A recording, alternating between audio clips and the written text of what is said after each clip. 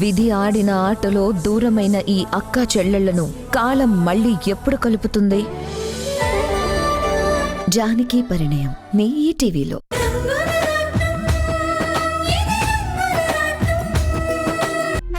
సరే, ఒక్కవేళ ప్రేమించాడు, అది నిజమే అనుకో. కానీ నా మెడలో తాళి కట్టి నాకు భర్తయ్యాడు కదా. మరి ఇంత తెలిసి నువ్వెలా ఈ ఇంటికి కోడలిగా వచ్చావు? నువ్వెలా ఆయన తమ్ముణ్ణి పెళ్లి చేసుకున్నావు?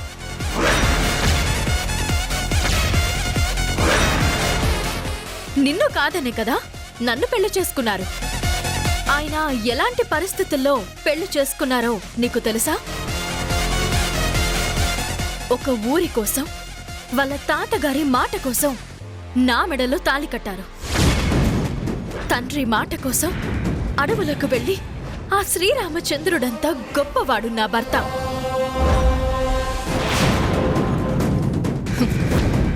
పెళ్లైన వాడి మీద నిందలు వేసే నీలాంటి శూర్పణఖలు ఎంతమంది ఎన్ని చెప్పినా నా రాముడి గొప్పతనం తగ్గదు. అంటే నీకేమనిపించట్లేదా? అనిపిస్తుంది. నువ్వు ఎంత దిగజారుడు మనిషివో నాకిప్పుడు అర్థమవుతుంది.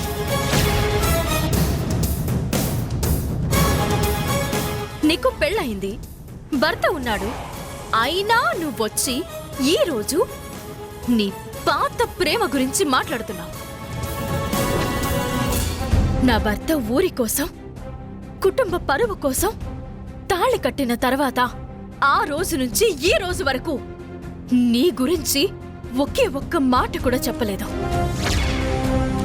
ఆయన ఎప్పుడో నిన్ను మనసులోంచి తీసేశాడు. కానీ నువ్వే పెళ్ళైన తర్వాత కూడా ఇంకా ఆయన ఆలోచనలు మోస్తున్నావు. సిగ్గనిపించట్లేదా? చూడు, నేను గర్వంగా చెప్తున్నాను, నాకు తెలిసిన నా రాముడు పరాయి ఆడదాని వంక కన్నెత్తి కూడా చూడడు. నిజంగానే ఆయన ఏకపత్ని వ్రతుడు. ఇది నేను గర్వంగా చెప్పగలను. నువ్వు చెప్పగలవా? మా ఇద్దరిని విడదీయాలని ఆలోచించి ప్లాన్ అంతా వేసుకుని వచ్చినట్టున్నావు. పాపం, నీ ప్లాన్స్ ఏవి నా దగ్గర వర్కౌట్ కావు శశి. ఎలాగూ ఆ దేవుడి దగ్గరకు వచ్చావు కదా, నీ తప్పులు క్షమించమని ఆయన పాదాల మీద పడి వేడుకో.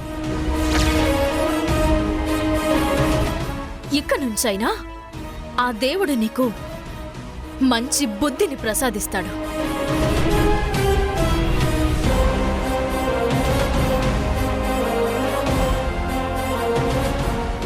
రండి వెళ్దాం.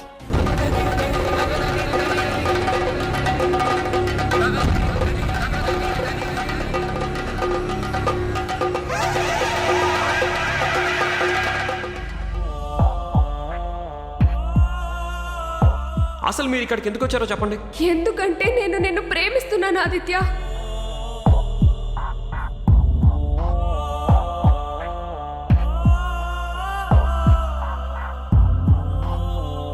ఆదిత్య, మాస్టర్ మీరేంటి ఇలా వచ్చారు? నీతో మాట్లాడాలని చెప్పాను కదా. శైలు, నువ్వు చేసిన పనికి ఇప్పుడు మీ డాడీతో గొడవ తప్పదు. ఎందుకు ఇలాంటి పిచ్చి పని చేసావు శైలు? ఏంటలా నిలబడే ఉన్నావు? వెళ్ళి స్టూల్ తీసురా.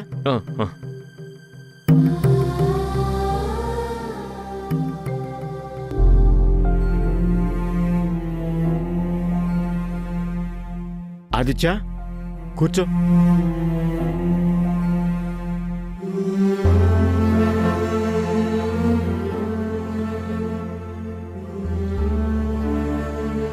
ఏంటి మాస్టర్ ఇది? పట్టపగలే మందు తాగుతున్నారా ఏంటి? పరిస్థితి అలాంటిది. నువ్వు కూడా కొంచెం తాగాదిత్య. వద్దు సార్, నాకు అలవాట్లేదు.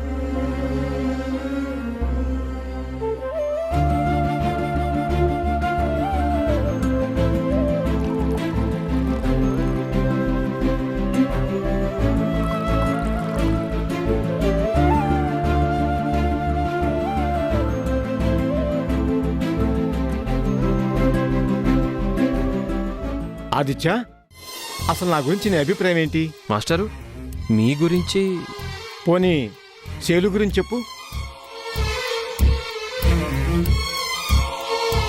మాస్టారు ఎందుకు ఇలా అడుగుతున్నారు? మాస్టారు అసలు నా తప్పేం లేదు మాస్టారు. తప్పు నీదెందుకు అవుతుంది ఆదిత్య? అసలు తప్పంతా నాది. తల్లి లేని పిల్ల కదా అని గుండెల మీద పెట్టుకుని పెంచాను. కానీ నా గుండెల మీద కొట్టిందయ్యా నా శైలు. తప్పంతా నాదే. అందరిలాగే పెంచుంటే ఈరోజు ఈ పరిస్థితి వచ్చేదే కాదు. పెళ్లి చూపులు పెట్టుకుంటే అలా చెప్పకుండా వెళ్ళిపోతుందా? అరే, వచ్చిన వాళ్ళు నన్ను ఎన్ని మాట్లాడినారో తెలుసా? ఆ మాటలు వింటుంటే ఇదిగో ఈ స్కూల్ డ్రైవర్తో వాళ్ళని పొడి చేయాలి, లేదా నేనన్నా పొడుచుకుని చావాలనిపించింది. మాస్టర్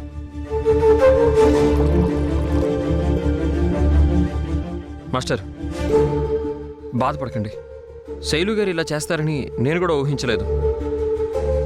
నేను ఊహించలేదు. ఎవరినో ప్రేమించాను అంటోంది. కనీసం అతను ఎవరో ఏంటో కూడా చెప్పట్లేదు ఆదిత్య. అంటే మీతో కూడా చెప్పలేదా మాస్టారు? చెబితే డైరెక్ట్గా వెళ్ళి ఇదిగో ఇలాగే నీతో మాట్లాడినట్టే మాట్లాడి తాడో పేడో తేల్చుకునేవాడిని కదా. ఆ కుర్రాడెవడో ఒప్పుకోవట్లేదంట. వాడు ఒప్పుకోనంటే అసలు పెళ్ళే చేసుకోనంటుందయ్యా. ఏం చేయాలో నువ్వే చెప్పు. అంటే అతని పరిస్థితి ఏంటో మనకి తెలియదు కదా మాస్టారు. అతనెవరో తెలిస్తేనే కదా అతని పరిస్థితి ఏంటో మనకి తెలియడానికి. కానీ నా కూతురు పరిస్థితి ఏంటి? రేపు తనకి పెళ్లి చేయలేకపోతే పైన ఆ లోకంలో ఉన్న నా భార్య ఎంత బాధపడుతుంది చెప్పు. నేను ప్రేమకు వ్యతిరేకం కాదు ఆదిత్య. కానీ అబ్బాయి రేపు నాకు ఇష్టం లేదు అన్నాడే అనుకో, నా పరిస్థితి ఏంటి? నా శైలు జీవితం ఏం కావాలి? కాబట్టి నువ్వే ఏదో ఒకటి చెయ్యాలి. నేనేం చేయాలి మాస్టారు? నువ్వు శైలు బాగా ఫ్రెండ్లీగా ఉంటారు కదా. నువ్వే ఎలాగైనా తనతో మాట్లాడి ఆ అబ్బాయి ఎవరో ఏంటో కనుక్కొని చెప్పాలి. నేనా మాస్టారు? అవును, నువ్వైతేనే తెలుసుకొని చెప్పగలవు. ఈ షెడ్డు బాధ్యత అంతా నీకు అప్పచెప్పినట్టే నా కూతురు బాధ్యత కూడా నీదే. అంతే.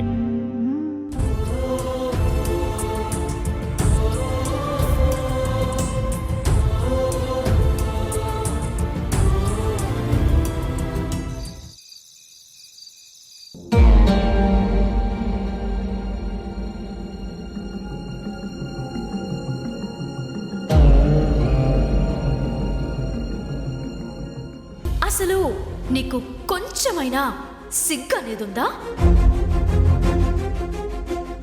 నీకు పెళ్ళయింది, భర్త ఉన్నాడు, అయినా నువ్వొచ్చి ఈరోజు నీ పాత ప్రేమ గురించి మాట్లాడుతున్నావు. ఒక ఊరి కోసం, వాళ్ళ తాతగారి మాట కోసం నా మెడలో తాళి కట్టారు. తండ్రి మాట కోసం అడవులకు వెళ్ళి ఆ శ్రీరామచంద్రుడంతా గొప్పవాడు నా భర్త. నా మీద సీతకి ఎంత నమ్మకం. శశి అంత డైరెక్ట్గా చెప్పినా నా భర్త గురించి నాకు తెలుసు అని నన్ను వెనకేసుకొచ్చింది. కానీ నేనేం చేశాను? ఇంతవరకు జరిగిందేదీ తనతో చెప్పలేదు. కానీ ఇంత జరిగినా సీత ఏం జరిగింది అని నన్ను ఒక్క మాట కూడా అడగలేదు. ఇది తన గొప్పతనం. కానీ నేను చేస్తుందేంటి? ఎందుకు ఇంకా దాచాలి? చెప్పేస్తాను, జరిగింది మొత్తం చెప్పేస్తాను.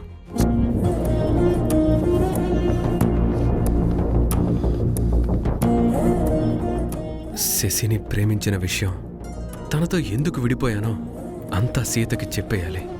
నా మనసులో శశి స్థానమేంటో సీతకు అర్థం కావాలంటే నా డైరీ తనకు చూపించాలి.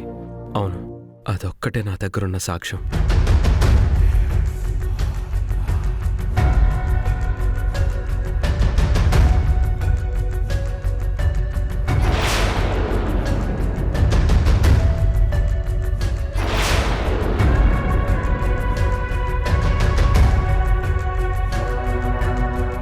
డైరీ, నా డైరీ ఏమైంది?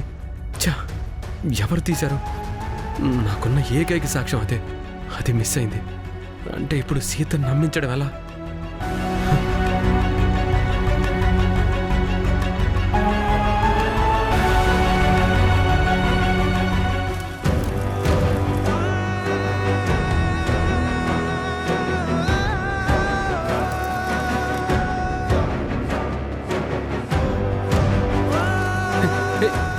సీత, డైరీ, నా డైరీ. ఏమండి, దాన్ని ఆర్పకండి. అది తగలబడి బూడిదైపోనివ్వండి. సీత, అది మీ గతం, మీ మనసుకి సాక్ష్యం, మీ ఆలోచనలకి అక్షర రూపం. కానీ ఇప్పుడు దాని అవసరం లేదు. ఎందుకంటే మీ మనసు నాకు తెరిచిన పుస్తకం. అందులోని ప్రతి అక్షరం నాకు తెలుసు. అంటే మీ డైరీ నేనెప్పుడో చదివాను.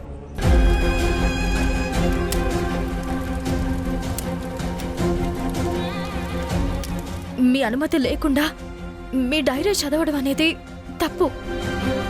ఆ విషయం నాకు తెలుసు.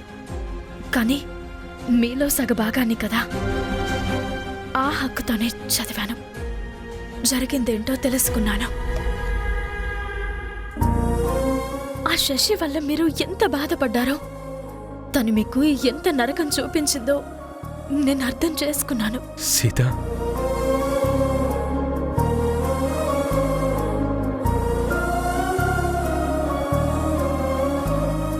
ఊరుకోండి. ఎందుకు బాధపడతారు? ఇందులో మీ తప్పేం లేదు. చెప్పండి, మీ గురించి నేనెప్పుడూ అర్థం చేసుకున్నాను. అందుకే ఆ శశి ఎన్ని మాట్లాడినా, మీకు నాకు మధ్యన ఎన్ని గొడవలు పెట్టాలని చూసినా నేనేం పట్టించుకోలేదు.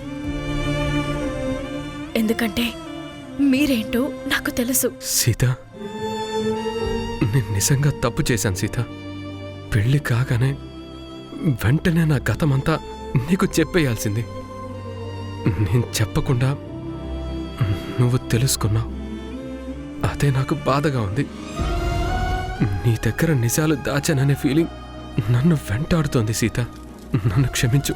అయ్యో, ఊరి బాగు కోసం, పెద్దవాళ్ళ మాట కోసం ఒక్క నిమిషం కూడా ఆలోచించకుండా నా మెడలో తాళి కట్టిన రోజే మీరెలాంటి వారో నాకు బాగా అర్థమైందండి. మీ తమ్ముడు కోసం కంపెనీ అధికారాలన్నీ సంతోషంగా ఇచ్చేసిన రోజే మీ గొప్పతనం నాకు తెలిసింది. ప్రేమించిన పాపానికి ఆ శశి ఎంత నరకం చూపించినా, ఎన్ని బాధలు పెట్టినా మౌనంగా భరించి పైకి నవ్వుతూ భర్తగా, అన్నగా, కొడుకుగా మీ బాధ్యతలు నెరవేర్చిన మిమ్మల్ని చూసి నేను చాలా గర్వంగా ఫీల్ అవుతున్నానండి. ఈరోజు కూడా మీరు సాక్ష్యాలతో సహా అన్నీ నాకు నిరూపించాలని అనుకున్నారు. గుడిలో శశి రాకపోయి ఉంటే అక్కడే మీ అంతట మీరు జరిగింది మొత్తం చెప్పేవాళ్ళు. ఎంత పుణ్యం చేసుకుంటే మీలాంటి భర్త నాకు దొరకాలండి. అప్పుడు, ఇప్పుడు, ఎప్పుడు నా రాముడు బంగారం. మీరెప్పుడు క్షమించమని నన్ను అడగద్దు. మీ స్థానం ఎప్పుడు నా గుండెల్లో ఉంటుంది.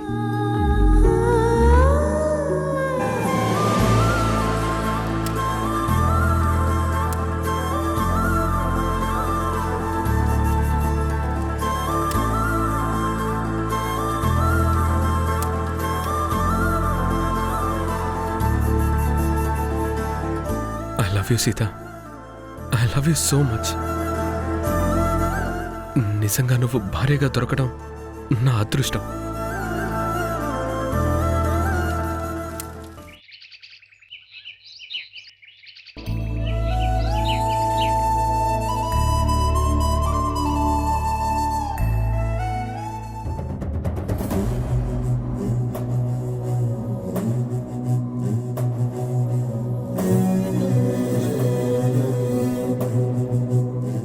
చేతిలో ఆయుధం పెట్టుకుని కూడా మనం ఏమీ చేయలేకపోయాం.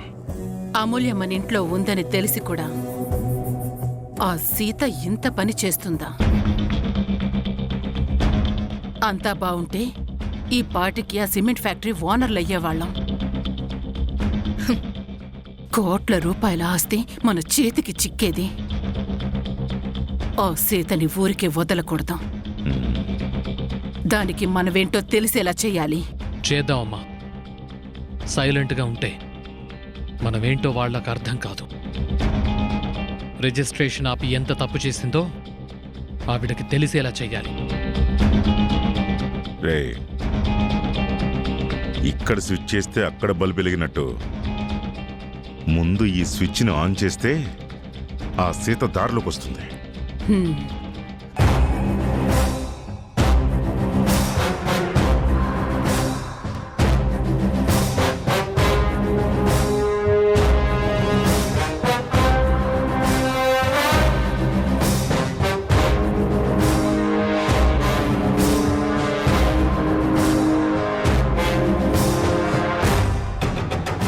ఆగు.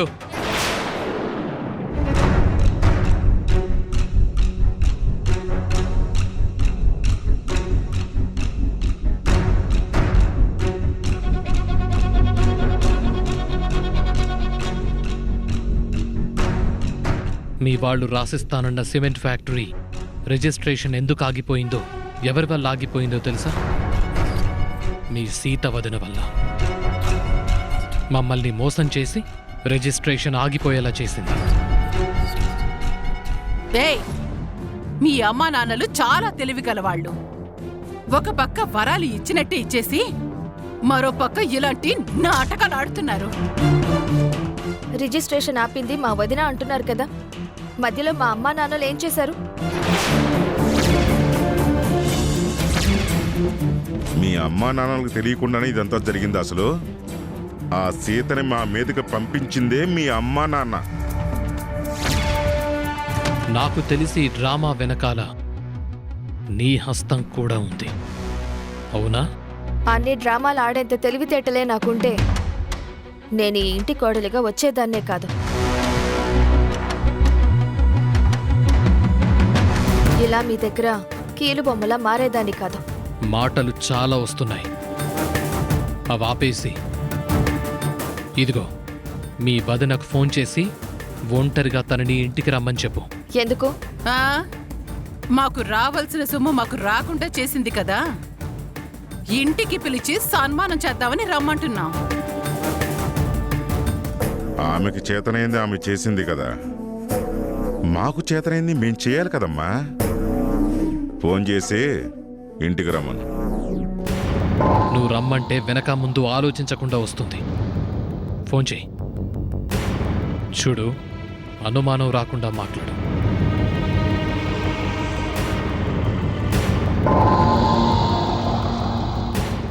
వదినా, ఇక్కడ నా భర్త నా అత్త మామూలు నన్ను టార్చర్ పెడుతున్నారు వదినా.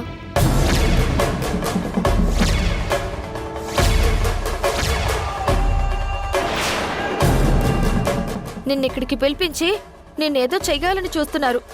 నువ్వు పోలీసుల్ని తీసుకురా వదినా. ఏయ్, ఏం చెప్తున్నావే? నేను ఫోన్ చేయలేదు, ఊరికే ఫోన్ చేసినట్టు నటించానంతే.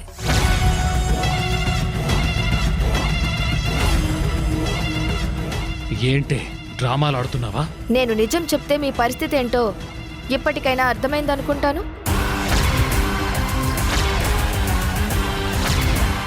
నిజంగా నేను ఇక్కడ జరిగేది మా ఇంట్లో చెప్పాలి అనుకుంటే నన్ను ఆపడం మీ వల్ల కాదు. కానీ చెప్పను, ఎందుకంటే మీరు నన్ను ప్రేమించడం నాటకం కావచ్చు, కానీ నేను మిమ్మల్ని ప్రేమించడం మాత్రం నిజం. ఇష్టపడి పెళ్లి చేసుకుని సంతోషంగా ఉన్నానని మా వాళ్ళు ప్రశాంతంగా ఉంటున్నారు. నేను చేసిన పొరపాటుకి వాళ్ళు బాధపడ్డం నాకిష్టం లేదు. అందుకే ఇక్కడ ఏం జరిగినా నేను నోరు మెదపడం లేదు. మీరు నన్ను ఏమైనా అనండి, పడతాను. ఏదైనా చెయ్యండి, భరిస్తాను. కానీ నా కుటుంబాన్ని మాత్రం ఇబ్బంది పెడతాను అంటే భరించను.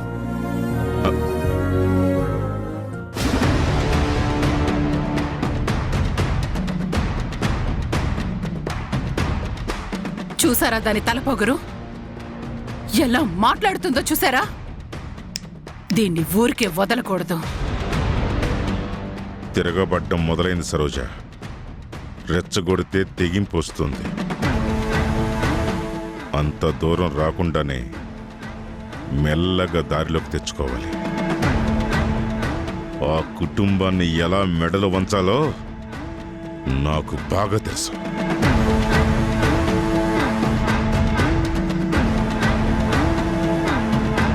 అమ్మ సీత, మీ ఇద్దరికి ఒక గుడ్ న్యూస్ చెప్పాలి. ఏంటమ్మాది? ఏంటత్తమ్మా? మన రాణి గ్రూప్ ఆఫ్ ఇండస్ట్రీస్ కి best business centre premier award వచ్చిందిరా. నిజంగానమ్మా? ఆ అవార్డుని మా వారసుడిగా నువ్వే అందుకోవాలి. నేను మీ ఇంటి వారసుని కాదు కదమ్మా.